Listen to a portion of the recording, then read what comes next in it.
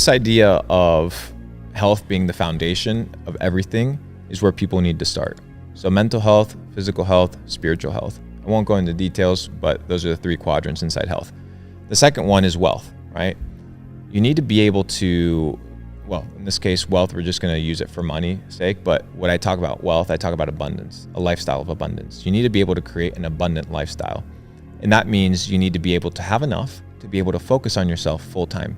You don't need $10 billion, right? It's not going to make you happy.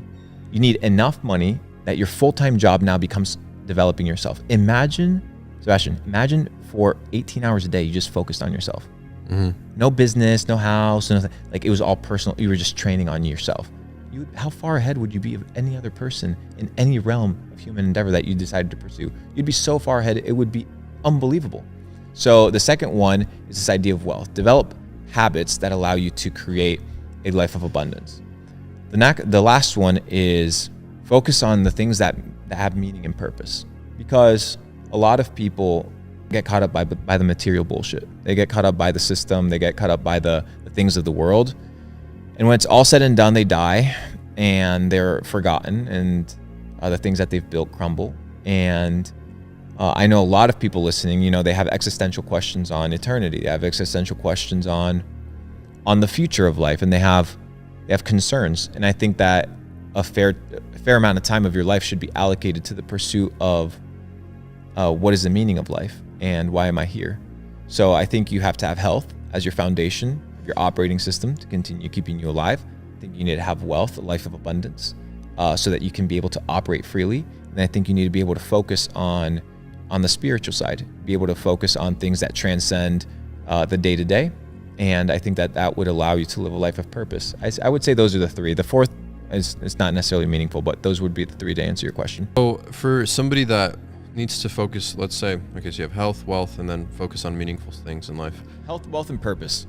Purpose. So give me like 2 ways that somebody, like just actionable things that they can do right now after watching this podcast. How can they focus on their health, get their wealth in check? So let's talk about health. Right now, everybody needs to stop drinking tap water. Tap water is poisonous. Tap water is poisonous. Purified water, poisonous. It's literally just glorified tap water that they roll up Dasani and all this garbage ass water. Don't drink it, because water is extremely important. Your entire body, most of your body, is composed of water. Why would you not be giving yourself the best source of water to nurture yourself, right? So what type of water do we drink? Aquapana is phenomenal. So spring water, bottled if you can, ideally in glass. And then if not, you can utilize a reverse osmosis machine and a carbon filtration system to clean out your tap water and your showering water as well, which is extremely important. It's a little bit more challenging. You still absorb it when you shower. You still absorb it because you're absorbing it through your skin, which is the biggest organ in your body. Most people don't know that. The second thing for health is what you consume, right? Everything that you input is energy. So your relationship with food should not be a relationship based off of emotion. Your relationship with food should be a relationship based off of reason. And reason of what? The reason for eating, right? The reason you eat is to take care of yourself, to energize yourself, to rejuvenate yourself, to keep the operating system working at max capacity. So making sure that the food that you consume is designed to not sabotage your day. I'll give you an example. We have life and it's divided, your day's divided into 2 cycles, day and night, right? So in the daytime, right, you have cycle 1. At nighttime, you have cycle 2. What you need to do is to make sure that you are preparing yourself for the next cycle, that everything that you eat and you do is setting you up to win in the next cycle. What do I mean? If you eat a cheeseburger at 2 a.m. and you eat 8 chicken nuggets and you drink that iced tea and then you go to bed, you are setting yourself up for failure for the next cycle when you wake up, right? So the food that you consume, the habits that you input, right? They're all going to be based off of making sure that you're setting yourself up to win in the next cycle.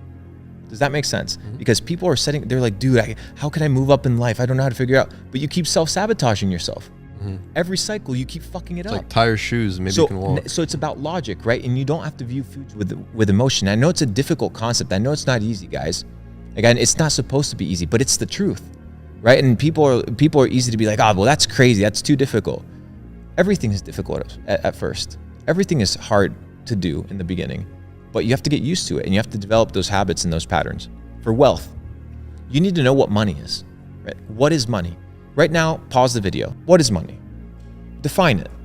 Most of you guys could not literally define what money is. Oh, well, money is a store of value. Or, well, money is power. No.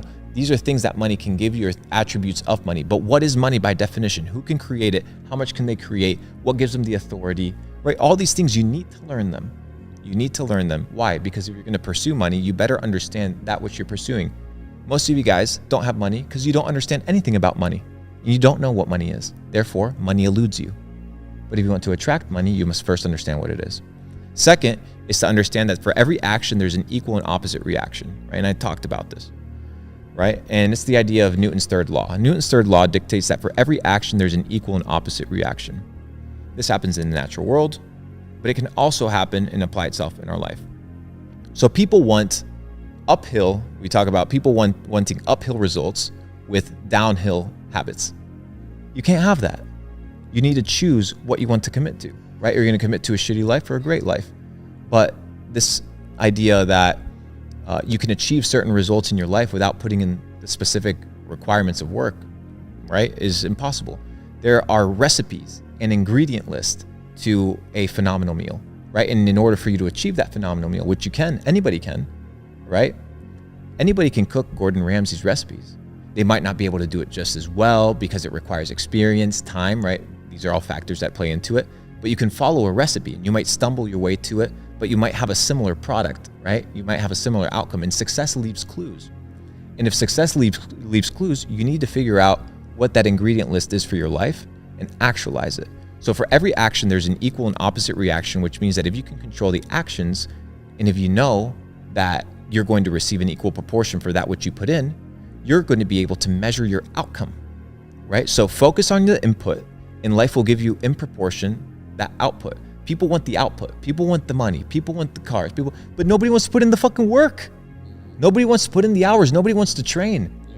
Focus on the input and let the universe focus on the output, because by natural law, that will happen.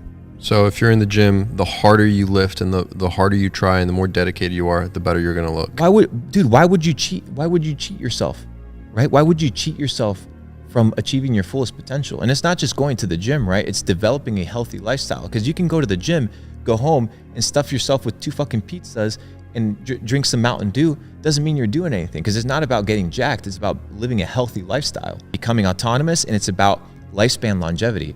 Dude, I don't want to be like fucking Ronnie Coleman, who won Mr. Olympia and had all these great achievements, and now the dude can't walk because his legs don't function, right? That to me is not success, right? To him, he's a gym freak, like the dude's a savage, mad respect, but I don't want to live that way. I want to live till I'm 120 years old. Oh my goodness, what, this guy's insane. Well, maybe I know something that you don't, motherfucker. Maybe I think that humans can actually live till they're 120 because I've done my research. So I need to live my life in accordance to achieving lifespan longevity, which is the second idea which we talk about. For wealth. And then spirituality, you want to talk about that one? Yeah. Okay, perfect. Spirituality, as you become more prominent in this fleeting world, you will have the temptation to become prideful. You will have the temptation to become arrogant and self-conceited, thinking that you've achieved what you've achieved by yourself. There's a reason why the poor people worship God more than the rich people, and it doesn't have to do with because the rich people are better or whatever. It has to do with they're checked, right? At all times, they're checked by the system, or they're checked by life that, damn, like they're not that great, right? You're not that much. You're worth shit. Because that's the reality. We're all dust. We're not worth anything. We're not that great. And if you can come with humility, right, into this understanding that you're not hot shit, right? Like humble yourself. Then you can have a relationship with God that is based on being teachable. And a lot of people have an interesting relationship with God, and it's a relationship that once again is based off of what they've been told who God is, right? They haven't experienced God. Why? Because they don't care to experience God. If you want to experience God, you have to be intentional. And you can find God in nature, you can find God in books, you can find God in your interactions with other people, but you have to be willing to look for the truth. And in order for you to look for the truth, you have to be humble, because humility is what gives you the teachable attitude and the student's attitude in order to develop a spiritual maturity that is abnormal. The second one is you need consistency. Just like in your physical realm, the spiritual realm requires consistency, right? You have to consistently develop the spiritual side of your life in order for it to become strong.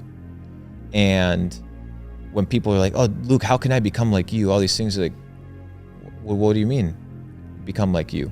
Oh, well, you talk this way and you believe these things. I'm like, yes, well, you have to instill a life of discipline that you start adapting these habits and this way of life.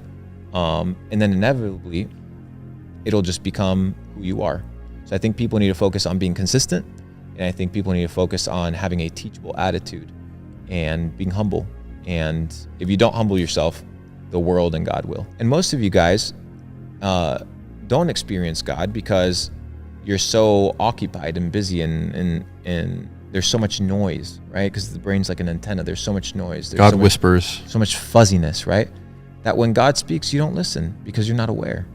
So it requires this idea of, once it goes back to what I said in the beginning, you need to have enough to focus on yourself full time. Because part of focusing on yourself full time is being able to spend time exploring truth, studying truth, dissecting these things that you believe in, and coming down to conclusions as to how the world works and who's in charge and what are the governing powers in the world, and is God real? And if he's real, why does he allow bad things to happen, right? Or if he's good, why do kids get bombed in Syria 24/7, right? All these existential questions, they're questions that if you have the ability to spend time focusing on yourself, you're going to be able to get to know God more in the process of learning. And it's a lifelong journey. I think it's like there's a specific book that was written, I forget who the author was, but it's called Pilgrim's Progress. Have you read Pilgrim's Progress? You should read the book Pilgrim's Progress. It's this idea of the Christian's journey, right? He goes through Vanity Fair, he goes through different encounters with different entities, and it's a book that basically takes you through the journey of somebody getting to know God. So I'm in that journey of getting to know God, and it's a lifelong journey. But like I said in the beginning, in the kind of the three tenets, you need to be able to be teachable and humble and consistent. So if you can focus on being teachable, humble, and consistent, and you are in tune with what God wants to teach you, then he will.